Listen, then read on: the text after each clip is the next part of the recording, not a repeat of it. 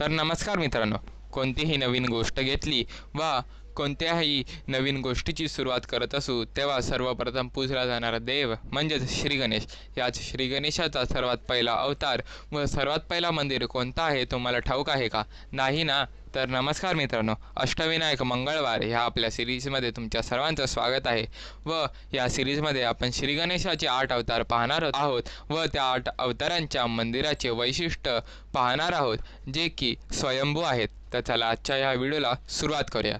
तर मित्रांनो, या भूतलावरील श्री गणेशाचा सर्वात पहिला अवतार होता तो म्हणजेच मयुरेश्वर. हा श्री गणेशाचा अवतार मोरावरती स्वार होता व त्या अवताराचे 6 भुजा होत्या व श्री गणेशाने हा अवतार घेतला होता तो म्हणजेच सिंधू नावाच्या एका राक्षसाचा वध करण्याकरिता. सिंधू राक्षसाकडे सूर्यदेवाचा पुत्र असल्या कारणाने त्याला सूर्यदेवाकडून वरदान होते की सूर्यदेवानी त्याला अमृताचा एक घडा दिला होता, परंतु तो अमृत प्याल्यानंतर सिंधू राक्षस तोपर्यंतच अमर राहणार होता जोपर्यंत तो घडा शाबूत असेल व तो घडा फुटल्यानंतर सिंधू राक्षसाचा वध करता येईल.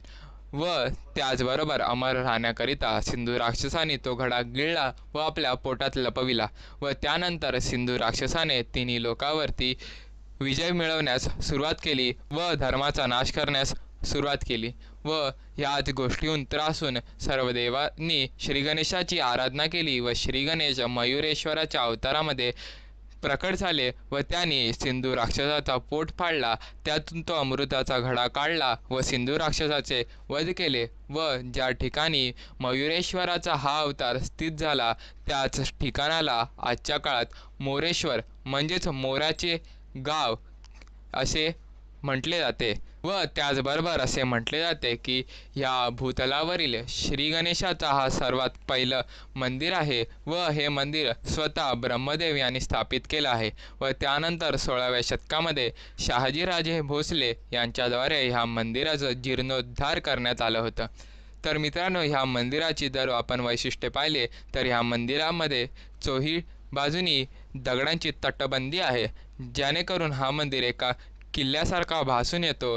ही तटबंदी मुघलांपासून वाचण्याकरिता बांधण्यात आली आहे असे म्हटले जाते. व त्याचबरोबर अष्टविनायक यात्रेमध्ये मोरेगावचा मयुरेश्वर ह्या गणपतीचे सर्वात पहिले दर्शन घेतले जाते व त्यानंतर सर्व गणपतीचे दर्शन घेतल्यानंतर पुन्हा एकदा मोरेगाव येथे दर्शन घ्यावे लागते, तरच आपली अष्टविनायकाची यात्रा ही संपूर्ण होते असे म्हटले जाते. मित्रांनो, आजच्या या व्हिडिओपुरतं एवढंच. भेटूया आपण पुन्हा एकदा पुढच्या मंगळवारी एका नवीन अष्टविनायकाच्या अवताराच्या कथेसोबत. तोपर्यंत जय श्री गणेश.